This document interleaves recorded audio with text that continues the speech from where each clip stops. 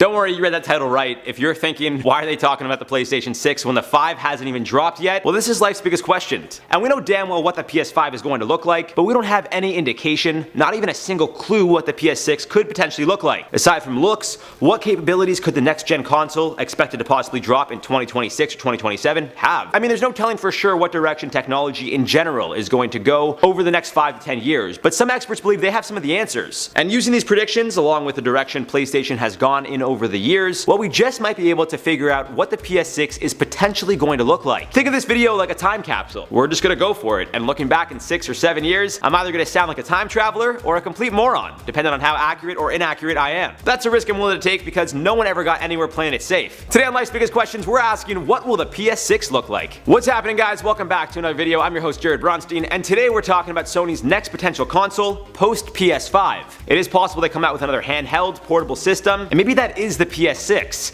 Stick around to the end of this one for some comment replies, but for now, let's jump right into it and break this one down. In regards to what the actual console may look like, it seems as the years go on, things have been getting more sleek, if that's the right word. Thinner with sharper edges, comparing the first generation console to the fifth, well, one is a square while the other is a much thinner rectangle. I mean, the PlayStation, I guess, was more of a rectangle because it wasn't even on all four sides, but the point I'm making is one was much wider and boxy, if you will, while the most recent console is taller, much thinner, and more futuristic looking. So what could you expect from the PlayStation 6? Well, it's more than likely that they maintain a similar appearance to its predecessor, assuming it's a console that would not be portable. It's likely that they tried to reduce the size, as it seems the common consensus with technology is that as we advance things, they get more powerful yet smaller. Cell phones are a good example of that, and even something like an iPad mini or the Surface further proves that point. Back in the day, a computer was a heavy, chunky piece of machinery. Now you could walk around with a little tablet that hooks up to a keyboard, and you could do everything you'd be able to do on an old computer, plus much more. Going back to the PS6, it seems they'd likely keep the similar style and would continue with either a white, black, or gray color scheme. It's possible they go blue, replicating Sony's colors, but it seems the console itself has remained a solid color, or shade one may say. However, if they decide to make the PlayStation 6 portable, however they manage to do so, they may offer a few different colors, similar to that of the iPhone. Don't be surprised if the PS6, assuming it is a portable handheld device, comes in colors such as black, white, gray, blue, and red. They seem to be the most common neutral colors, and with the exception of red, all have ties to Sony one way or another. I mean, the circle is red on the controller, so there's that. Now, going with this idea that the console itself is portable and handheld,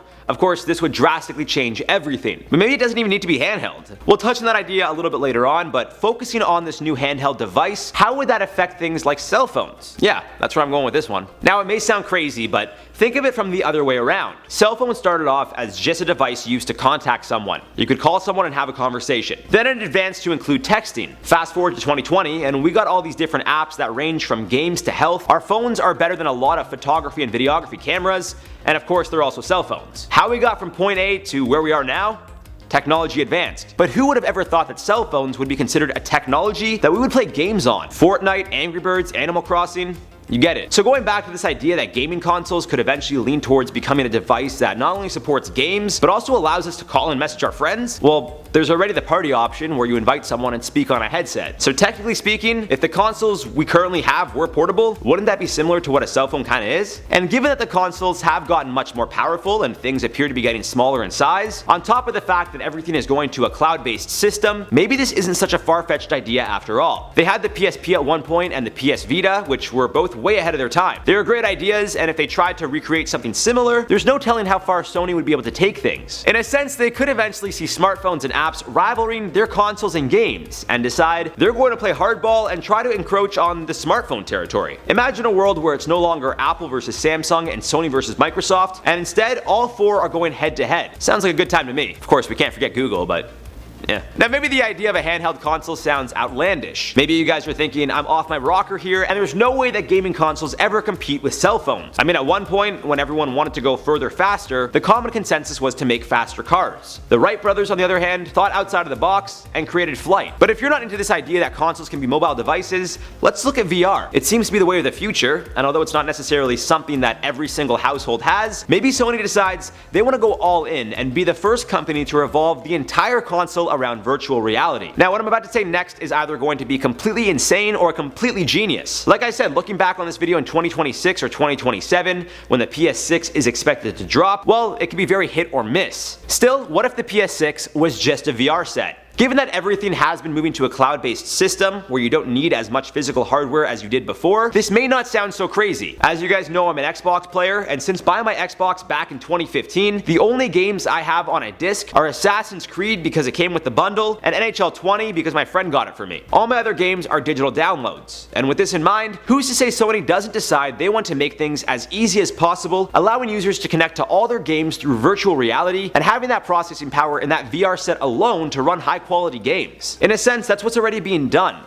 Of course, you need a console to run the games, but maybe somehow they find a way to implement both software and hardware into just a VR set that will allow you to feel completely immersed in a game with just the headset and the headset alone. Maybe a chair even becomes a part of it, and before we know it, we all turn into Neo from the Matrix. Now, the final aspect of the PS6 would be some sort of artificial intelligent aspect like Siri or Alexa. Things are also moving toward an easier, more convenient way, to the point that people could ask Siri to play a song or Alexa to dim the lights, and it's done. And given the rate that technology is moving, it is quite possible Sony implements this into their new system, from turning the console on to starting up and even buying games. There's software that recognizes your voice to confirm your identity. My bank currently has it. So it's not a crazy thought for Sony to decide they want to make things easier on their users, allowing voice control to purchase games using the voice recognition software. And the software could work with any of the above versions of the consoles I mentioned, the handheld, the VR, you get it. Now maybe they decide they're going to stick to what they know and just keep making the stay-at-home consoles we've all grown to love. After they stopped production in 2019 of their handheld devices, the tech world came to terms that they weren't interested in competing with the likes of Nintendo, who's been killing it with the Switch. But again, with Google coming out with their own gaming system and cell phones, it's not such a crazy thought Sony decides to follow suit. It's likely we're going to have to wait until about 2023 for the leaks and all the rumors about the console, but if things keep going the way they are, I wouldn't be surprised if Sony decides to really switch things up with their next console. Of course, this also depends heavily on how the PS5 does for them. If there's not as much interest as there has been in the past,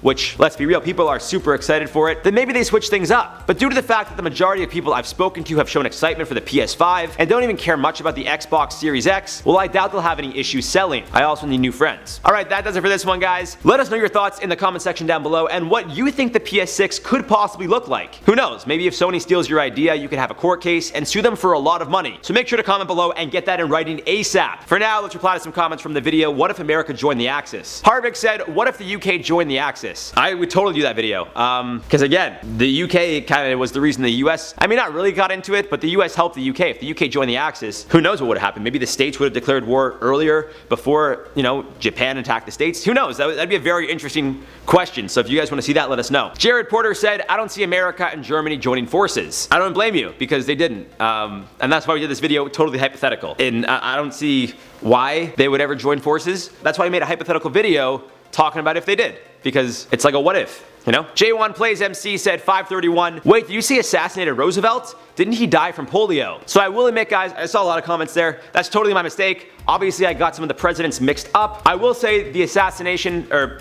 I guess lack of assassination, really didn't have much of an effect on the war. It was more so the fact that Roosevelt died and then Truman took over for him. But I will admit when I'm wrong, so I do stand corrected. He was not assassinated. He actually didn't die from polio. I read that he actually died from a stroke, which I believe came from complications of polio. But I also saw a comment that said, yeah, he was assassinated by natural causes, and another one said, yeah, he was assassinated by a stroke. So I appreciate you guys at least trying to find some light in my errors, but you know, hopefully that didn't change the course of the video too much for you guys. Again, either way, he died, Truman took over, and that was just the history part, but the question really was, what if the Axis joined the US? Yeah, I guess it really didn't affect the video all that much, but you guys love to call me out when I'm wrong, so hey, I love you for it. Anyways, guys, that's it for this one. I've been your host, Jared Bronstein, and we'll see you in the next one.